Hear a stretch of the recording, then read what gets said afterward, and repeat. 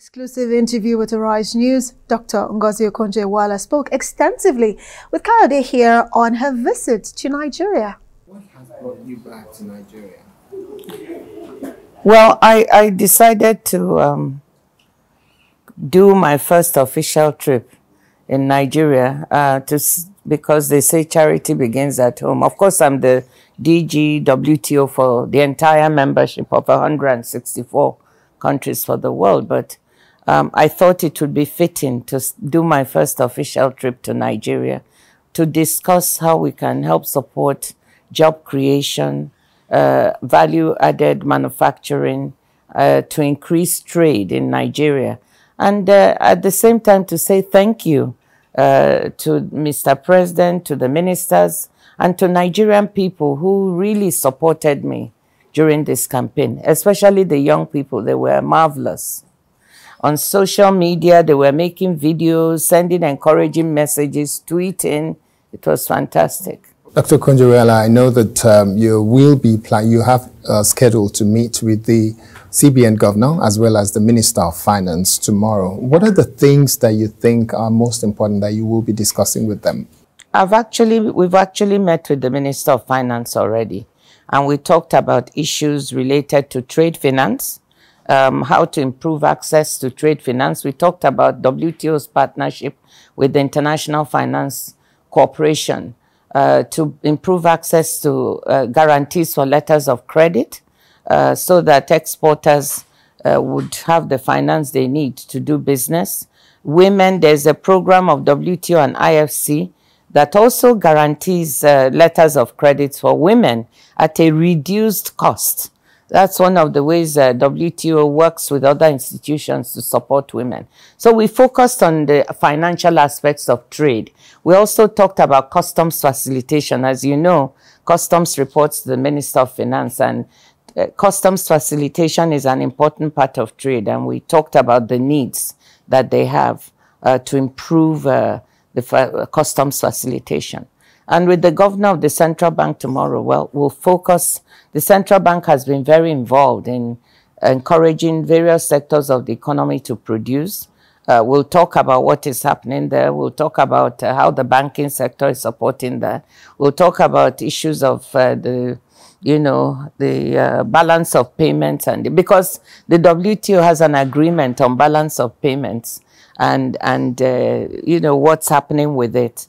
So we'll go into those issues to see what is happening with that aspect of Nigeria's trading regime. What are you likely to be suggesting to the CBN with regards I don't want to preempt. I can't tell you before I have the meeting with the CBN governor. So tomorrow we'll discuss most likely the financial and economic aspects of trade. We will try to see where the economy is and where it's going. For example, one of the reasons that I wanted to come here first is to just talk about the need, the fact that fossil fuels are being phased out in the world. Every country is announcing that as of 2025, 2030, 2040, they will no longer allow the use of fossil fuels. They will not allow cars that burn petrol.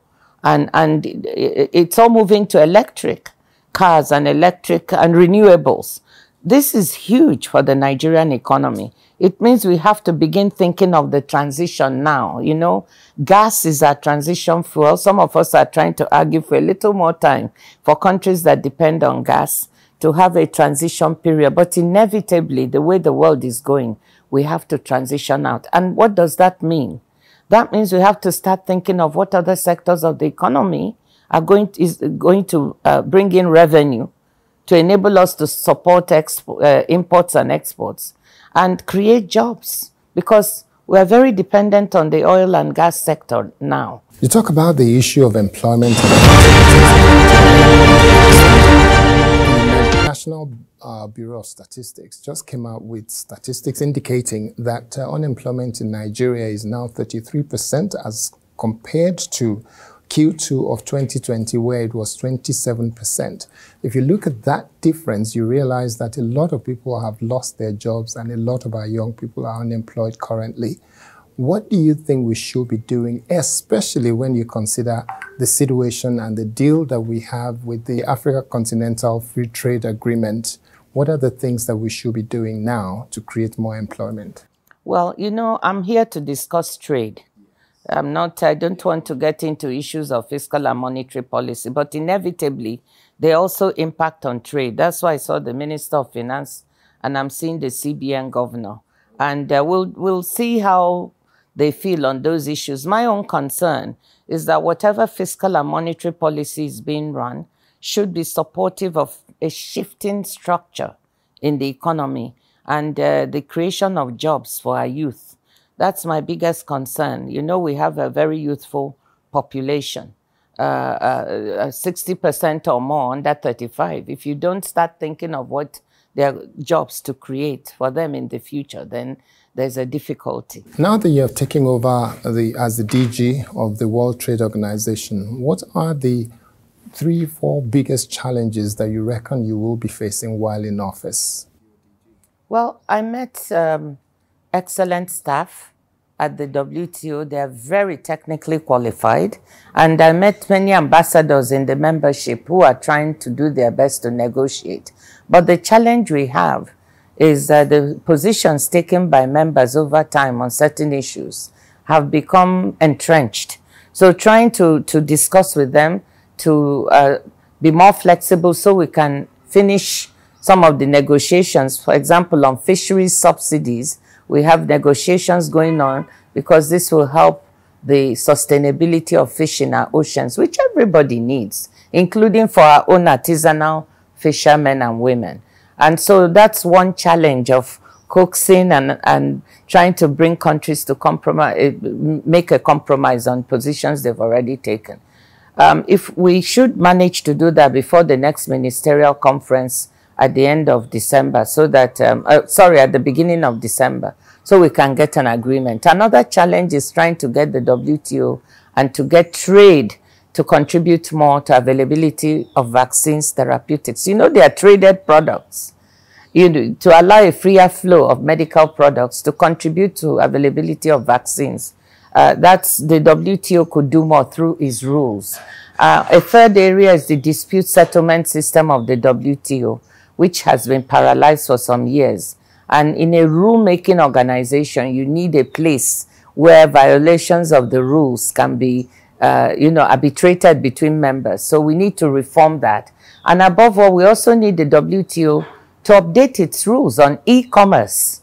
E-commerce is now huge. And the rules that underpin it to make it a level playing field for all the actors, like our young people, we have not yet been put in place. So we need to do that. And finally, the WTO also has challenges to update its rules to help micro, medium, and small enterprises and women in trade. Bring in those who are excluded and marginalized so that we can improve inequality in both the developing countries as well as the developed.